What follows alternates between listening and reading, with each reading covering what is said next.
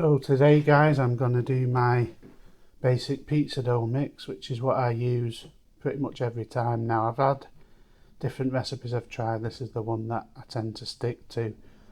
So first off, plain flour, 400 grams. Chuck that in there, 154. So we want 400 thereabouts.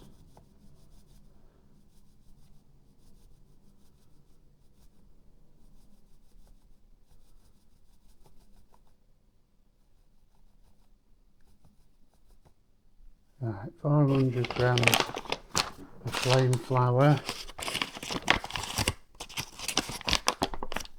100 grams of strong flour or bread flour,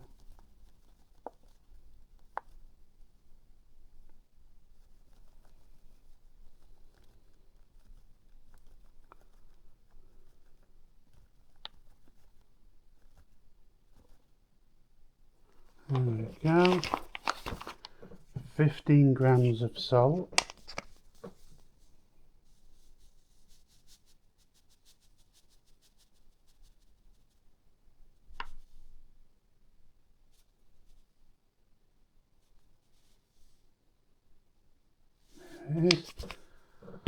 then what I do, I just grab a spoon, not a fork, a spoon, and I'll just give it a quick stir. You don't have to do this, it's just me. I think, you know, mix everything together, get a nice even mix if you can. There we go. And then what I tend to do, just make a little pot in the middle ready for the water. So the water, I've got 310 to 325 ml of water, which on average is one of these cups, just like a normal cup that you've got at home. And then I'm using about half a teaspoon of the dried yeast, which is this, in my case, this Allison's yeast, known for making bread, of course. And you want to mix this so you can see it's the powder of it is floating on the surface. And what you'll find as you're stirring, you get a lot of little bits that stick together and stuff. But you want it so it's virtually no bits in. You can have a few bits in, it doesn't really matter to be honest, but it's just the way I like it like that. So because I'm measuring this by cup rather than the mil, because this is how I'm used to doing it, but it is about 310 to 325 mil. But I reckon this cup's about 310. So that probably do it actually. I don't put it all in at once. What I tend to do, move it off the scales first. Probably pour about half to start with. Just pour that in, maybe a bit more than half. And I start off with a spoon to get it going, just to start mixing it together. Obviously it's all going to clump up on the spoon, it always is going to do that, because that's what you're using to mix it with. So you can see it's like clumping a bit in the middle, but there's still a lot of loose flour there, so we'll add a bit more. Keep a little bit back if you can. So sometimes you'll know when you come to do this whether you're gonna need to add more water, or if it feels like too stiff, too sticky, you'll know that's what you're gonna need to do. So I kind of push down as well as stirring to push the flour into the bits that are sticking together. It just helps it bond, because essentially you want it to be not a ball, but so a lot of it is sticking. You can see like this one now is starting to clump together, but if you look there, there's still quite a bit of powder. So put the last of our stuff in. We might need a little top up, but don't know, it's not looking bad to be fair. Scrape that off the sides, get all that in.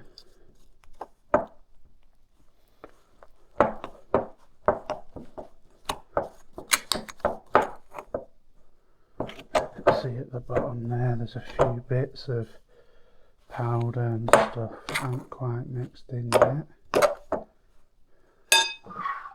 these things out of the way. So when I see it like this, there's not much now in the way of powder. I just tend to tip that onto my worktop.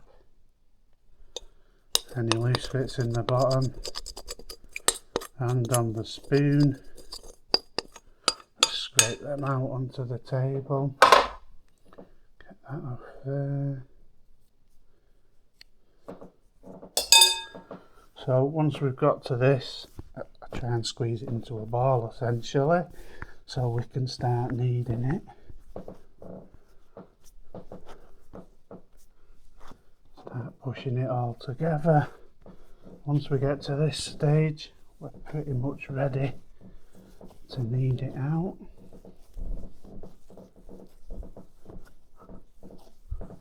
You'll find as you start kneading this that you can, like I can feel in my hands now, that it isn't smooth. It's got little clumps still from where I've done that, but it's rolling nicely. Now I can feel most of them clumps have actually gone already.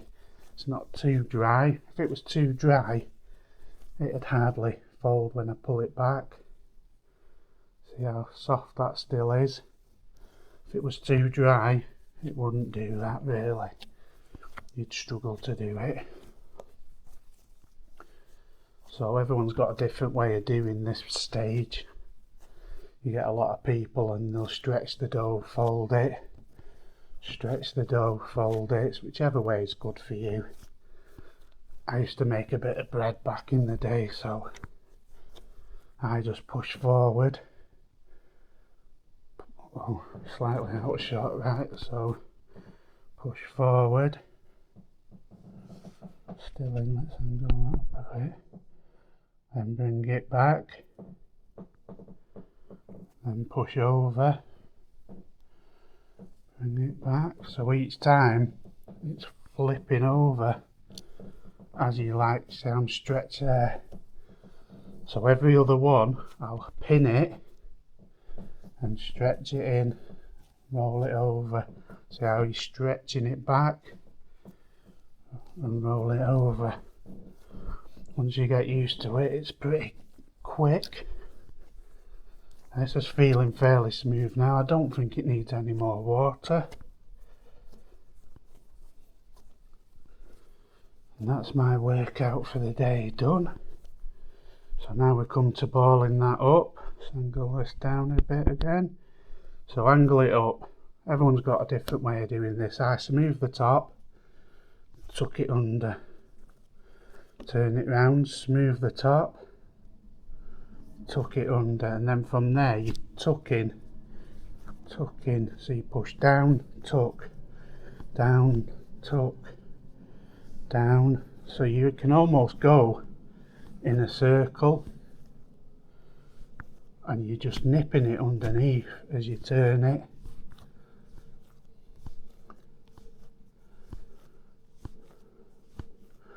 So you've got a nice round ball, which looks pretty good. Turn it over. If there's any little holes where you've joined it together, just push them together. Then back to the existing bowl you started with. Put that in there. Then we grab some cling film. Put the cling film over the top. Or if you're American, plastic wrap. Put that over the top. I like mine nice and tight across the top. Like that, and that's it. Stage one complete, as easy as that. So what we do with that now, we'll leave that for say 12 hours, 12 to 14 hours, where it should have gone bigger in size. I'll go through each process. I will film it later on when I come to do that stage. Then we'll weigh each ball at 270 grams, which will give us 3 pizzas. Ball it up, how I've just done, goes back in the tray, cling film it, then it's ready for tomorrow. From dinner time onwards tomorrow, it'll be good to go, because it'll rise again through the night. I normally have mine at about 4 o'clock, 5 o'clock. So if I redo this tonight at 10 o'clock, it's literally had what, 12. We're probably going to have like 17 hours for the final proofing, if you like. So it's plenty of time. It's all, that's it. You just leave that now. You don't have to put it in the fridge. You don't need any oil, no sugar.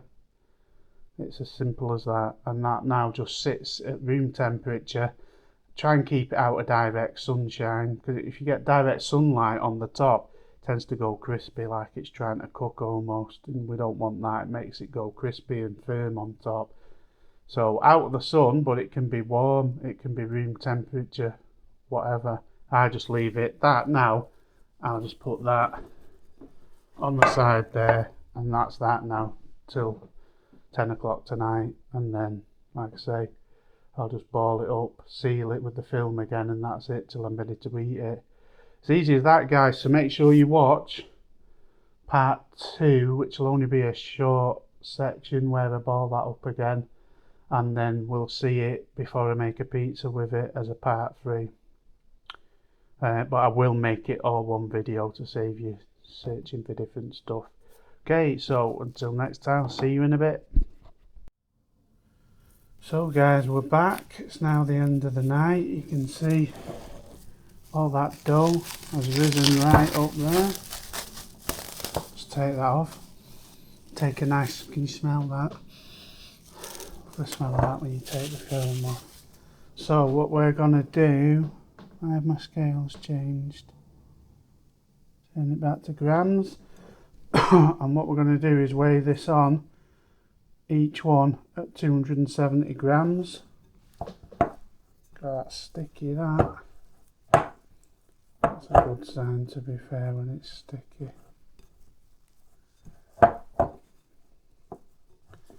So let's just grab a clump of that. It's probably something like a bit more than that, maybe, or thereabouts.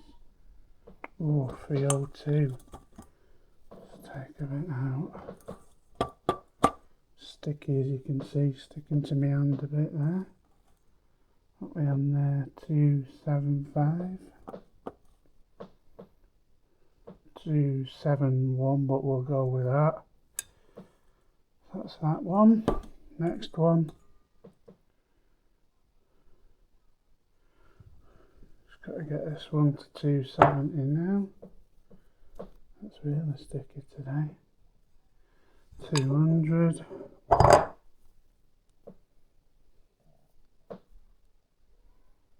Ooh, 280.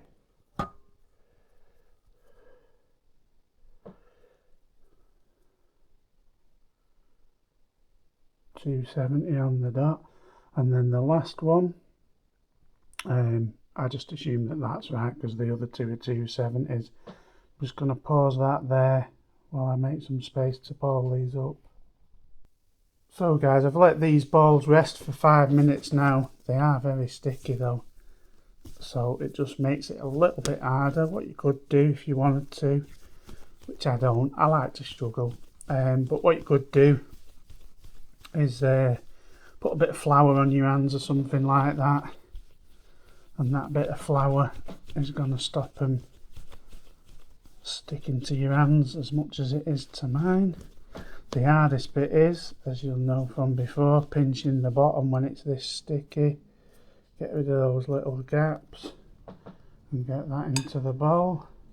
Let's do the next one.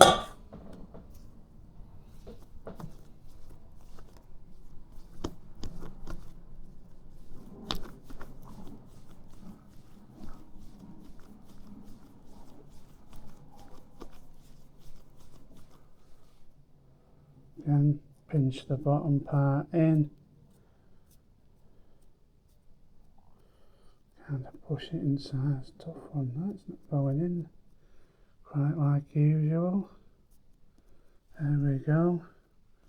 Have to give that another go, and that's so sticky this today. That'll do us. And the last one.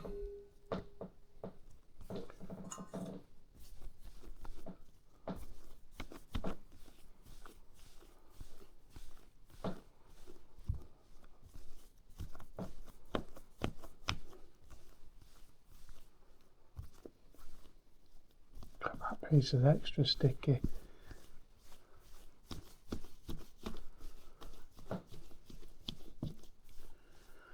Alright, we'll get away with that. Flip that over, pinch that bottom part in there. Just tuck it so it's flat and into the bowl. That's it. And then all we do now is cling film that, each bowl, and leave them on the worktop till we're ready to use them tomorrow. So I'm going to stop that there and come back tomorrow. You know how to cling film a bowl. My hands are covered, so I'm going to wash my hands, cling film these, and then like I say, I'll come back tomorrow and show you where we're up to then before we roll the pizza out. So guys, we're going to take that film off, get rid of that. I always find this the trickiest bit with this. If it's in a flat tray, like a proper pizza dough tray, the first one's the hardest one because you've got no angle to come at it from to scoop it out.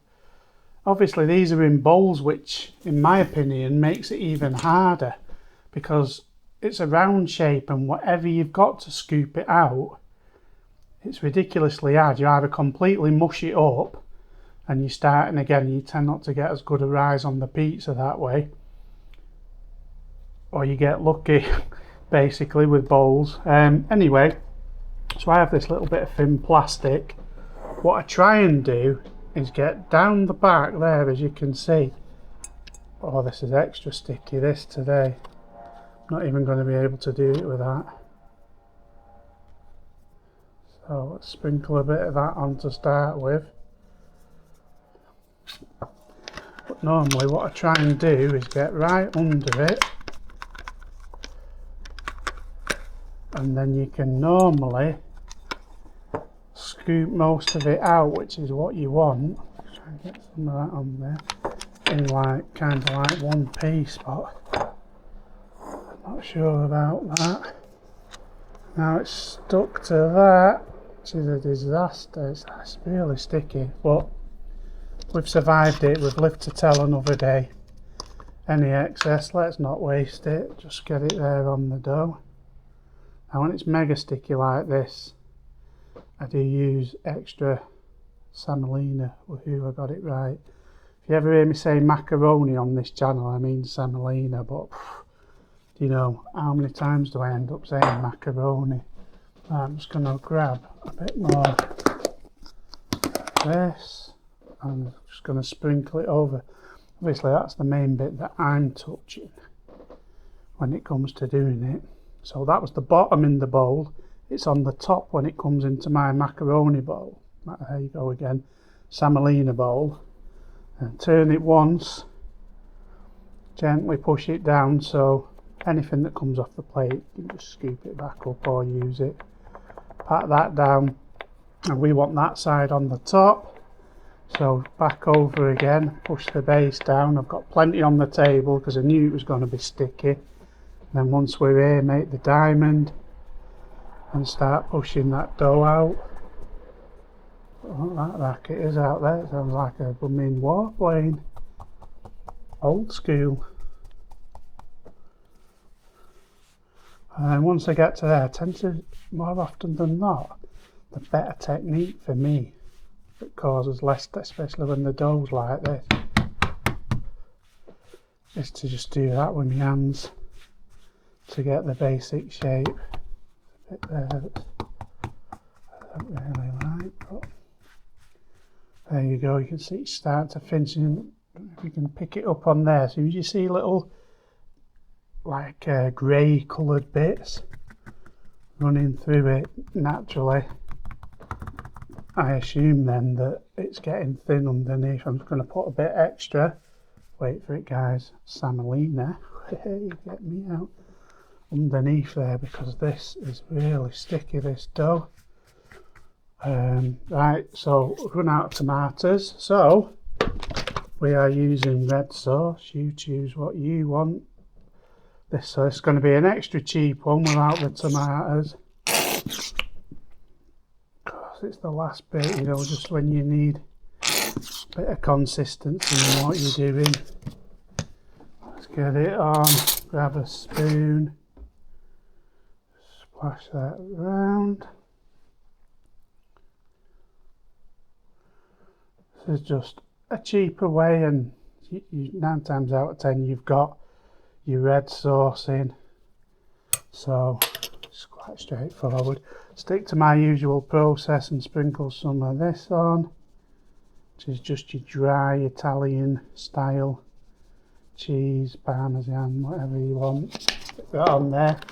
Now I'm using 2 types of cheese, mozzarella as usual, and I'm sprinkling a bit of red Leicester underneath. It's a little surprise. Will anyone other than me actually notice? I don't know. We'll soon find out. Sprinkle a little bit over there. This is just a cheese and tomato pizza, this one.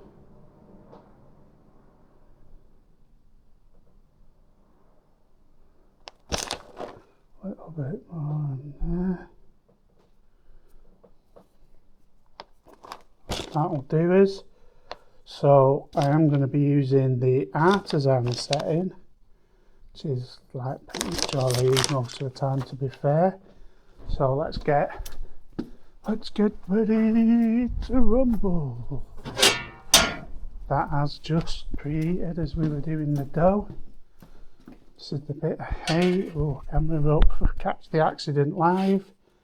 Get the corner, peel it straight under. Shuffle that on, then you can spread your pizza out. Once it's on your pizza shovel, a bit of sauce on there, don't like that much. There you go. Quick dry my hands because I'm going to have to adjust the camera for you in a minute, no doubt. Out to the oven, straight in, little tilt, shaky, press start. We're golden. Come back to you shortly when this is done. Do diddly do, diddly do do, diddly do do. See while we're looking. Looking sweet, that. We'll accept it. Bring that inside. And I just put mine on my plate like this, on my board. Don't know why I said plate. I'll leave that for a couple of minutes while I prep the next one. Oopsie. While I prep the next one, I'll leave it here for a couple of minutes so it's a bit cooler for cutting, and I tend to cut mine with scissors then. And then I can just pour it from here onto the plate, it just slides across.